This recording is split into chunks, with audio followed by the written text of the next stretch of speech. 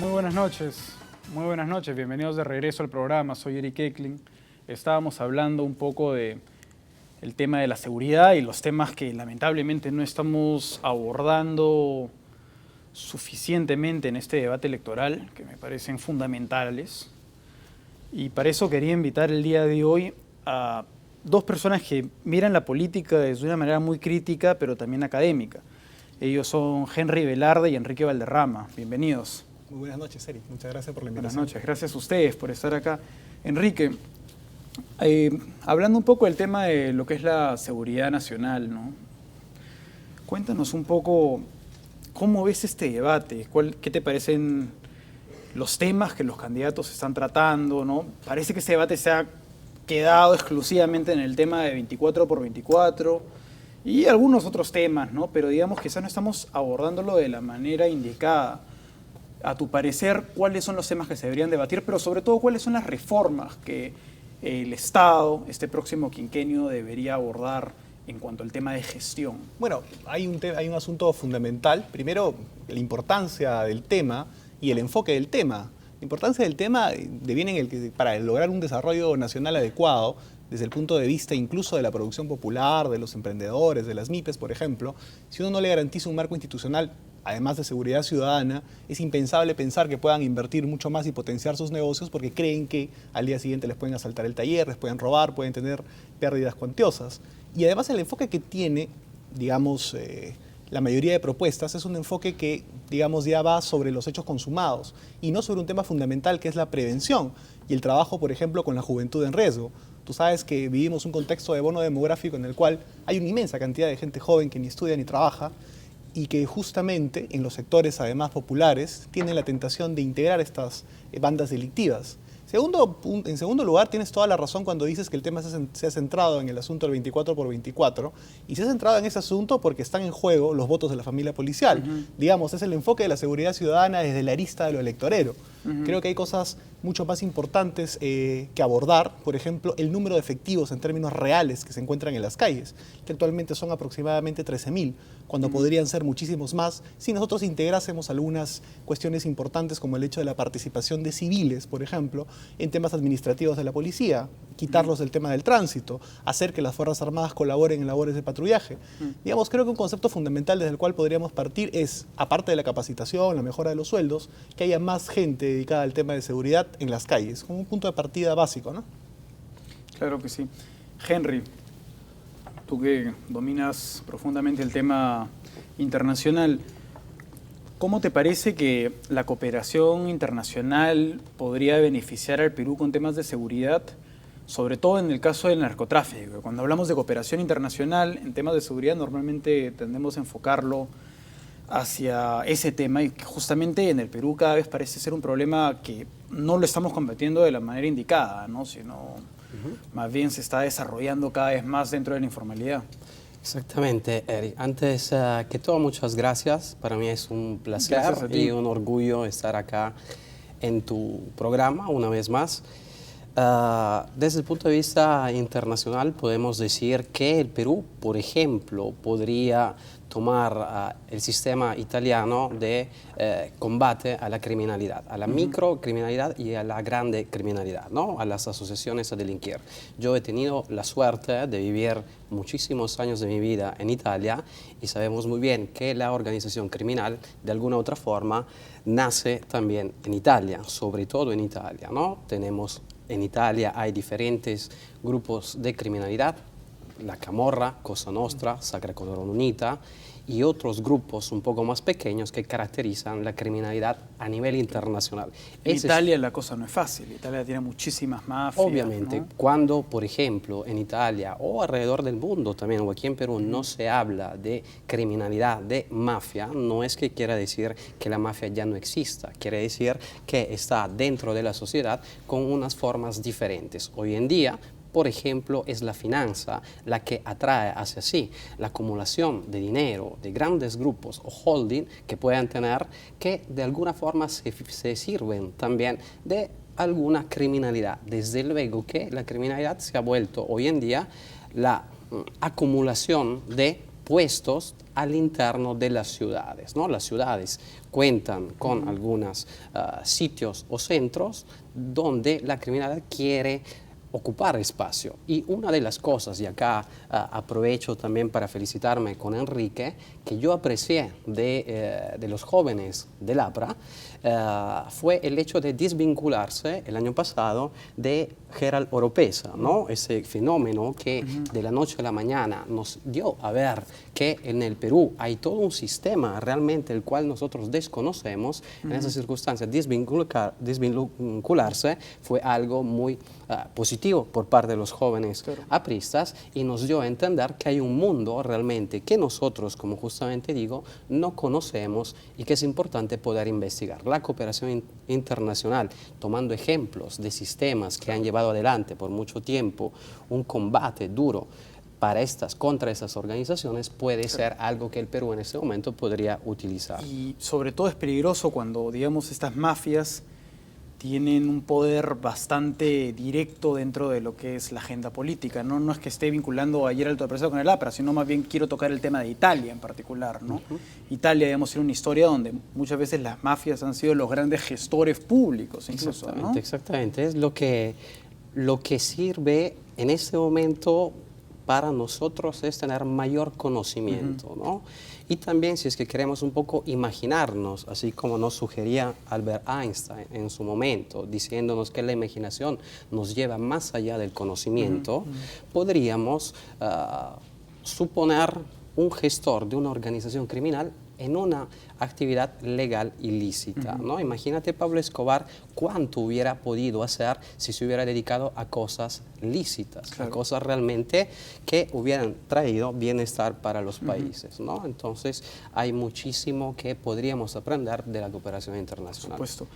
Ahora, estábamos hablando camino al canal sobre uno de tus libros favoritos, que yo lamentablemente todavía no lo termino, y como economista siento que es un deber para todo economista leer lo que es Desarrollo y Libertad de Amartya Sen, ¿no? Es interesante cómo la libertad, y sobre todo a través de la ideología liberalista, cumple un fundamento en la política y en la vida de las personas, ¿no? Como no solamente cuando hablamos de libertades, lamentablemente en el Perú muchas veces solamente hablamos de lo que es la libertad económica, ¿no? Pero también la libertad y el desarrollo humano y el desarrollo, digamos, nacional también se refleja a través de lo que es la libertad que ejercemos como individuos, de no solamente emprender un negocio, sino de estar acá sentado dando un punto de vista en la televisión, o más tarde los dos músicos que van a estar acá de poder tocar un instrumento, ¿no? Entremos al tema de las libertades, que es uno de los temas que tengo entendido que te gustaría hablar un poco esta noche. ¿Cuáles te parecen que son los ejes que debemos abarcar en el debate político con respecto a nuestra realidad?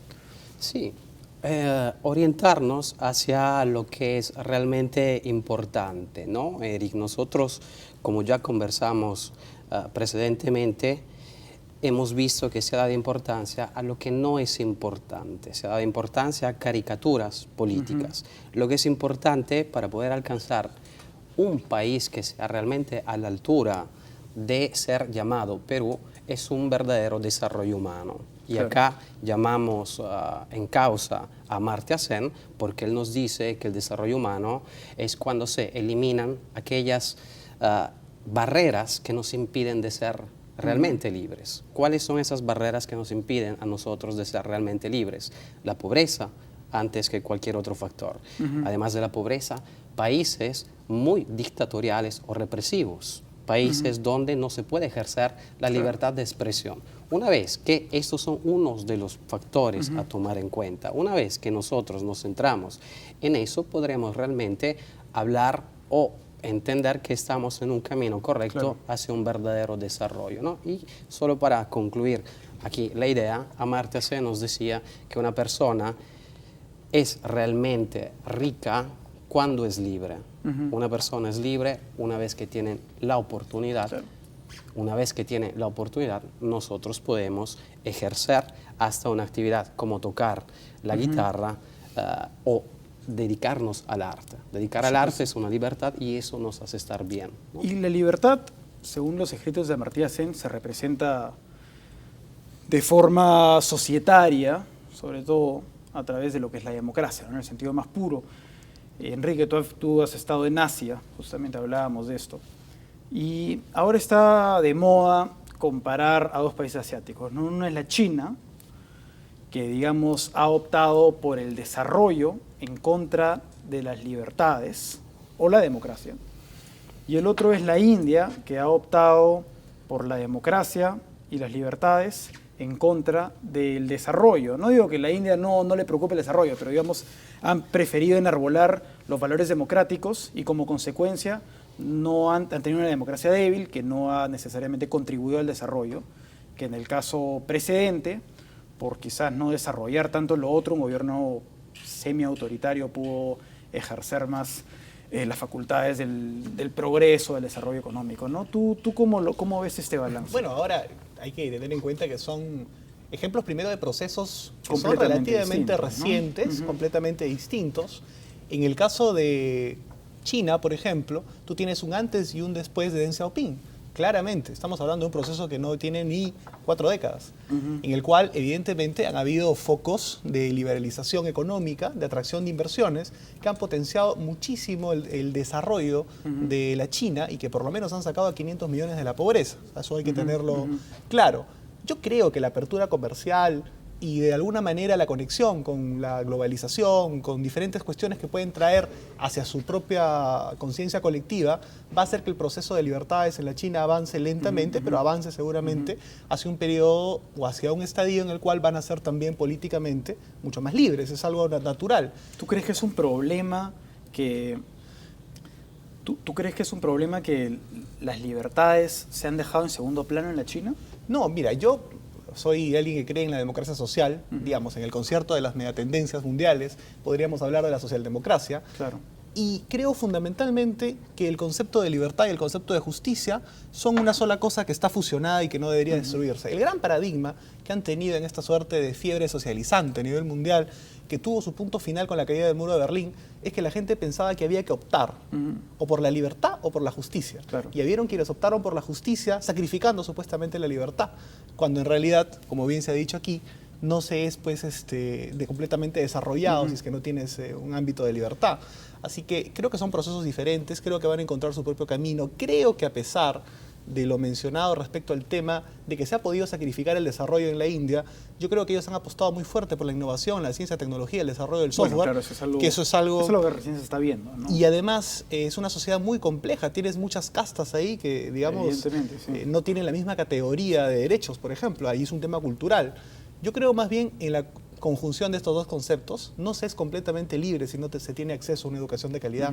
No se es completamente libre si tú no puedes costear los medicamentos para el cáncer, por ejemplo, que es una de las enfermedades más recurrentes. Creo que es una agenda social y libertaria importante. Brevemente, lamentablemente no nos queda mucho tiempo, pero me gustaría que toques de forma muy breve lo que se está viviendo dentro de tu partido, el tema de la renovación y el rol que cumplen los marcos jóvenes, como tú, por ejemplo.